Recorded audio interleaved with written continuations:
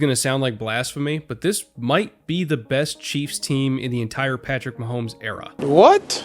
It's 2025, and we have found ourselves in the ridiculous position where the Kansas City Chiefs are underrated. Bro, what are you talking about, man? Concerted effort this offseason to try and build a team to, honestly, I think, to focus on beating the Chiefs. Bro, I'm out, man. That's what Patrick Mahomes is supposed to do. I was tripping. I do want to clarify that though the intro was very heavy on the Brett Coleman Chiefs glazing situation, it's not unique to him. There, I think, is a pretty profound disconnect between content creators who can be great, such as Coleman, and the videos they make or content in general that is really just for, kind of establishing the brand further. I think it's very profound with Coleman because I do think that his great stuff is great. And I think this stuff that is just kind of like more of a marketing thing, like with the Chiefs, is pretty rudimentary, and you can find lots of other people that do it. So I do want to draw that distinction between things that I think he actually believes being amazing and the other stuff not so much. So if I included everybody that does this, and even just everybody that does it for the Chiefs, I wouldn't get past the intro. It'd just be hours and hours and hours of continual clips of people losing their mind for the Chiefs. And, it goes on beyond just the content creators. You see it, of course, with Romo, whose now entire stick is to, just adore Patrick Mahomes and all the Chiefs do. And, Chris Collinsworth is known for that as well. Don't get me wrong. The Chiefs have been great. They are not great this year, and they really weren't last year either. But you would never know it if you just listened to what people say. And I think that's kind of an overarching issue with sports and just kind of life in general as well nowadays, is that there is kind of a blurred line between what people actually think and what they're telling you because they know that's what you want to hear. So there kind of becomes this mismatch then of what's real and what's not. And it blends together to the point that I think people don't even realize necessarily when they're doing stuff that isn't actually founded. Because everybody is saying one thing about the Chiefs, say, and you get the idea then that they are just the greatest team of all time. Patrick Mahomes is already the best quarterback of all time, even though he has overlapped Brady, who's been far superior to this point, and over a longer period of time.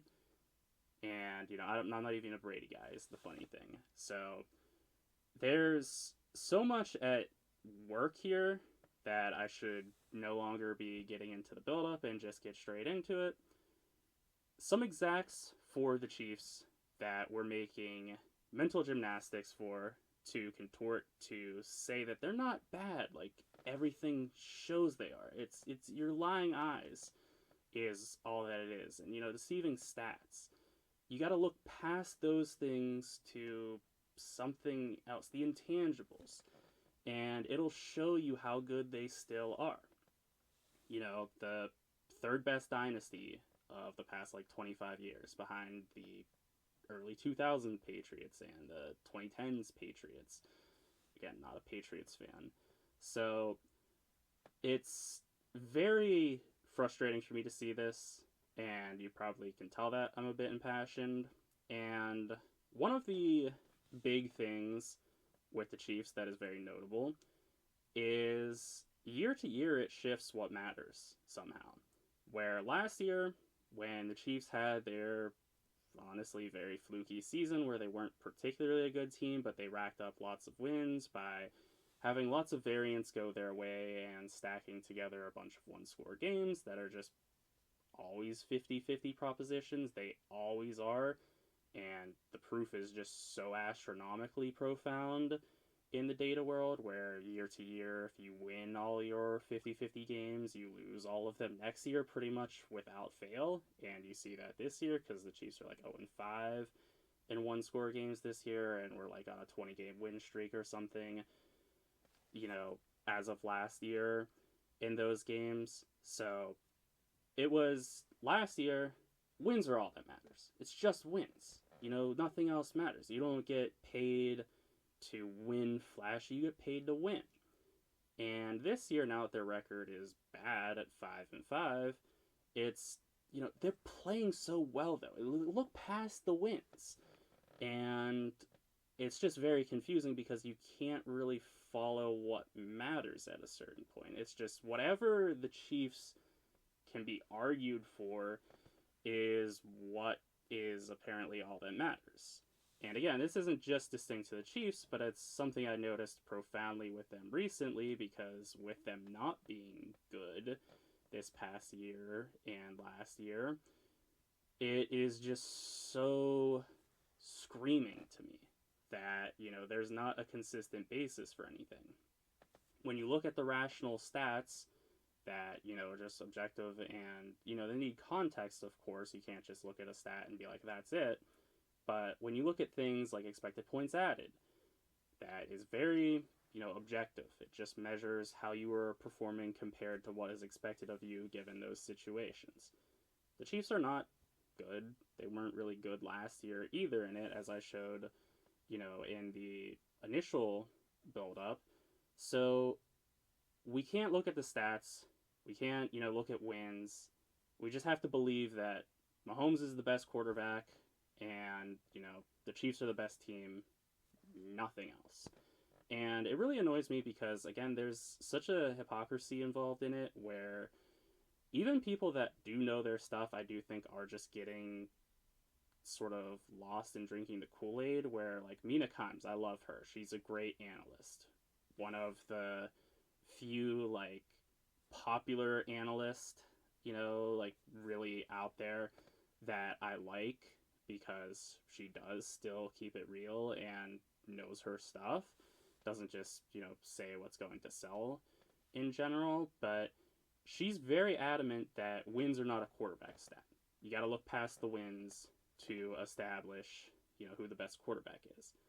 I don't know what she's been on recently because I haven't really been following too much of people that have gotten into the Kool-Aid, because it just frustrates me at a certain point. But she was, still maintaining that Mahomes is the best quarterback in the league because, I guess the wins do matter, because there's no other argument for Mahomes to be the best quarterback in the league, or really even in the mix for it, if we don't just prioritize wins super highly. The stats are not there, and it's not like he's dealing with an abomination of a team. Andy Reid is an amazing coach, one of the absolute best offensive minds ever. The offensive line continues to be at least good, and generally really good. I know, there was the focus on, the left tackle situation was really sus, and, that's tough, because they had to put Tooney at left tackle last year, and, he's a guard. He can play really well at tackle, but he's supposed to be a guard. So, it doesn't count that he was playing well there because he's a guard. At the end of the day, he was playing well at tackle. It shouldn't really matter what he's intended to be. It should matter what the results are. And when the rest of the line was playing well, it was, just, that tackle situation is sus, though. So there's that excuse then. And don't get me wrong, his receivers are not good. Kelsey is washed. And, Rashee Rice, I think, is a solid, legit number one. Worthy is not really much of anything, despite what people will tell you. And, that was kind of misleading, too, where he got all of his stats in the Super Bowl last year when, the game was already well decided. It was all in garbage time. So, he ended up with, a ton of yards and a touchdown. And people are like, oh, man, this guy is someone to look out for. And it's like, yeah, he didn't do anything when it mattered, but, sure. And, he hasn't really done well statistically over, any stretch of time. But, just ignore that and look at the one thing that goes his way. Ignore the millions that don't.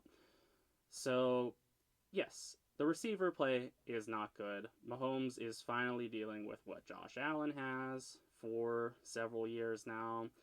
And, they're roughly on even playing fields because, what they've had the past couple of years has been pretty comparable, as opposed to initially Mahomes had a much better supporting cast, even when Allen had Diggs. So, now that things are even and Allen has really cleared him in lots of areas, it's, well, the situation is so bad, but it's not. It's, comparable to what Allen has. It's much more comparable than what it was initially when Allen didn't have much of a supporting cast and, Mahomes had everything. He had Kelsey in his prime, Tyreek in his prime, a good line, etc. And, better coaching than Allen has ever had, probably ever will have. So it's just so exhausting to have to keep, doing the mental gymnastics of, well, that doesn't matter. It's actually this new thing. And, like, so with Coleman, too, in his video, he went on kind of like a tirade or something on how the Chiefs are not bad this year. They are like 6th in scoring percentage, and the reason they don't put up points is just because they don't have a lot of possessions, and they're saving themselves for the playoffs because they know they're going to go deep in the playoffs. And while no team has ever done this in history, where they just want like 5 possessions in a game because they want to save themselves for the playoffs. The Patriots never did that. The Colts with Manning never did that. The Broncos with Manning never did that. Any team in history pretty much has never done that, where it's just like, yeah, we just want to save ourselves for the playoffs. It makes sense in theory, but it's just never happened. That's not how the league operates. It's not how it works at any level of anything. That you're just totally saving yourself for the playoffs, and you just turn on the switch and all of a sudden it matters. No, you play in a way that you think is going to help you win, and they've been more slow paced because they're defensive oriented at this point. Their offense is good, but it's not exceptional, and their defense is good but not exceptional, but it's a little bit more intensely that way oftentimes, that the defense is carrying things. So again, that also distorts then the win argument, where if you're winning strictly because of your quarterback, you can kind of get into that, but if you're winning off of defense really helping, it's like, how are we rewarding the quarterback for that exactly? I don't really understand. So a big part then in all of this too is just what we think of the Chiefs as a whole, with establishing the baseline that they're different. They have this precedent.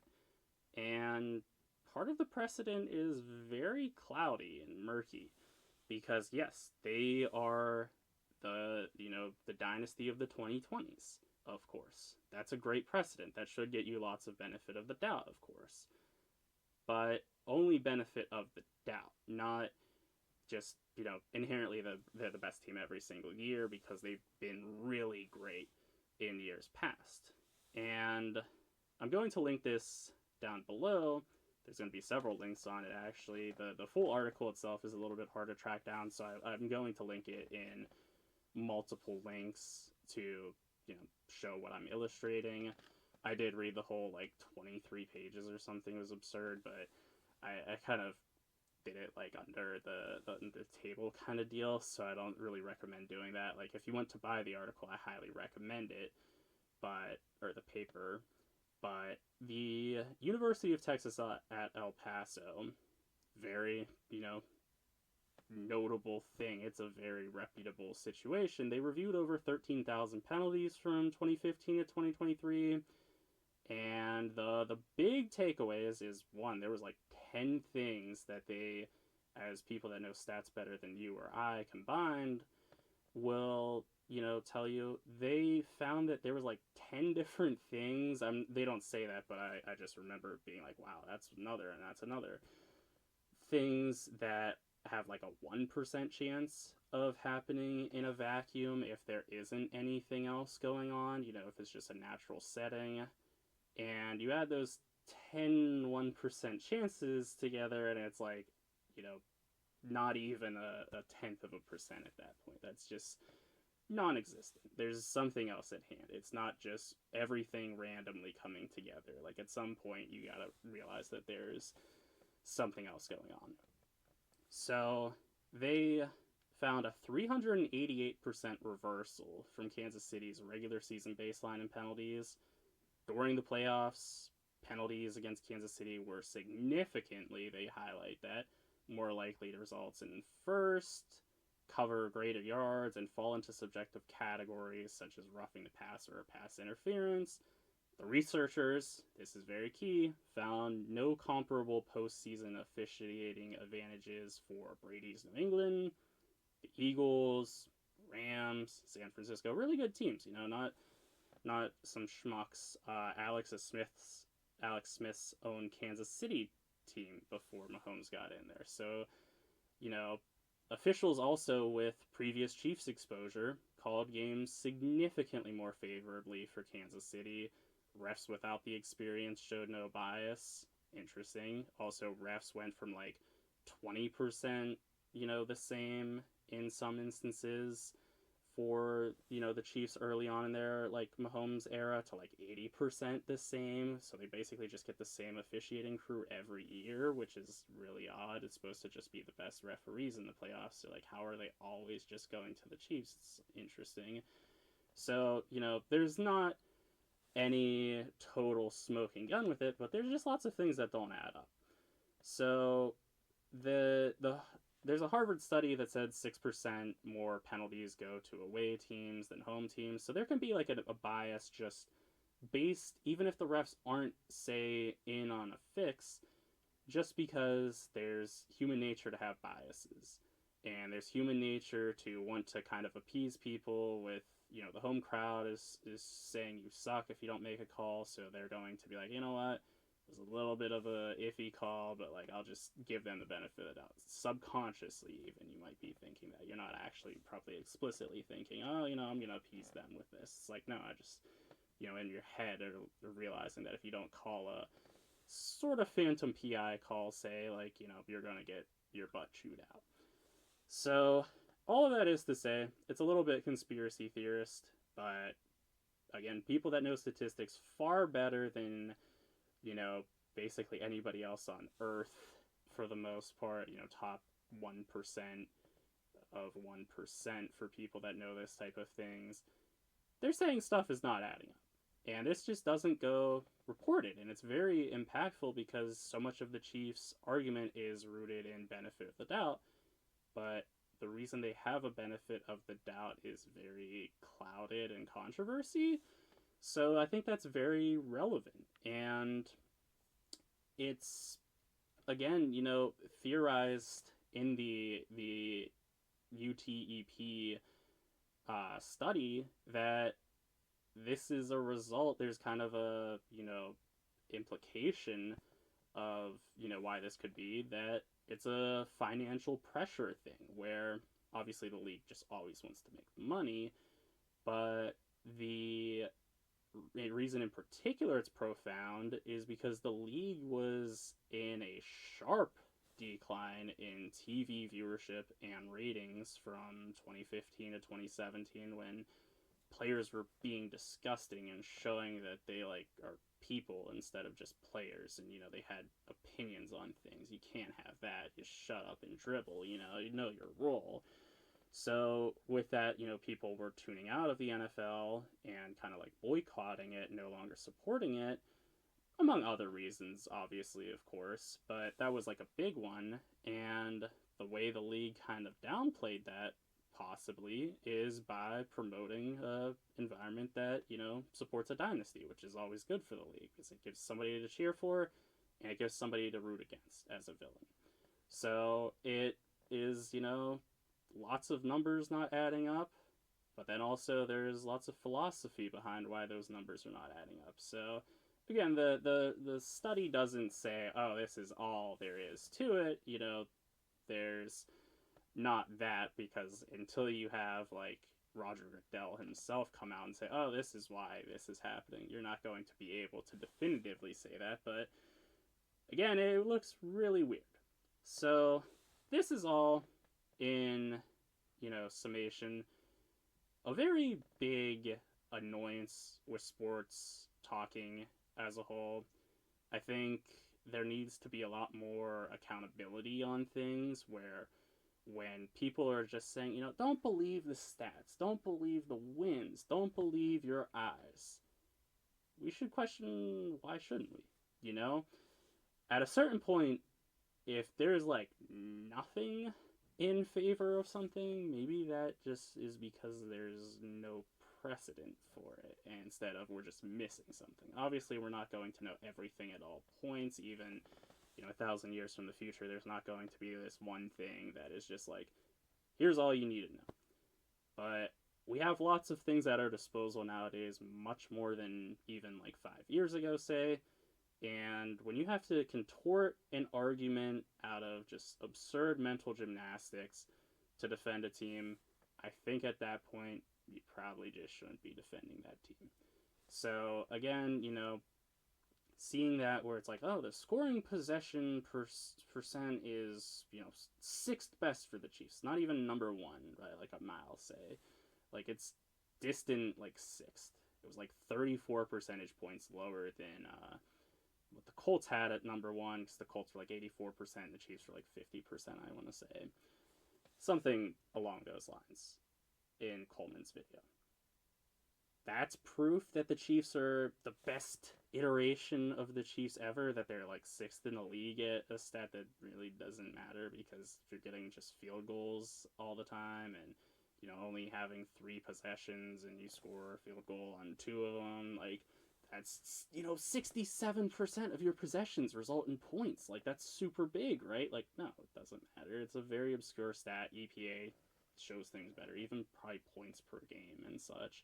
Yards per game show better, and those are very murky because they relate to the defense and everything else as well. So when I say that, I don't say that lightly. I mean genuinely.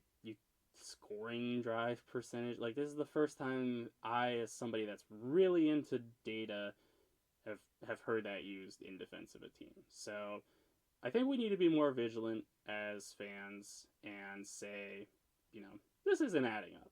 Let's try to be more rational in what we use to support or go against something, and if not, just kind of, little conspiracy theorist again, but kind of follow the money and say, why would this be a thing? Because even if people aren't just conventional hot take makers like you'll see on TV shows, where it's just, I gotta say something crazy for people to, want to tune in, there's going to be an element of that when there's money involved. Where if you make yourself as marketable as you can by, being a little bit out there with things and being controversial, we can then, become annoyed by that and say, this is not a good argument that is being raised. So we need to be more vigilant. We need to question things more. And, the Chiefs, not the only example of this. I'm considering doing this more for other teams as well. Sort of, like the Warriors came to mind for me, another kind of similar situation. The Warriors were a dynasty without really any, controversy. Yeah, I say that sincerely. I'm not being sarcastic. They just were amazing and, the dang best team for several years in the NBA, but they kind of get the benefit of the doubt to this day, even where it's like they haven't really been too good lately, but like, trust me, there's something maybe still in the tank. You just gotta believe. And it's like, well, I don't. Like, I can just believe in the teams that have shown themselves to be better. So like, I might do a video on like the Warriors too. Be sure to let me know in the comments if there's anything, along those lines that comes to mind. Be sure to like and subscribe. I'm making tons more football and NBA content. I plan on getting more regular with scheduling. I've been rebranding stuff, trying to make my appearance a little more flashy to appeal to people instead of just being, like a stone cold stats guy and, being a little dry that way. So change is coming. I should be more regular with things. So would really appreciate if you like and subscribe. Comment what your thoughts are on the thing. If you think I'm totally wrong, just present your argument. It's more than all right. So those are my thoughts on everything. Thank you very much for watching. Also, be sure to treat yourself like a friend and have a good day.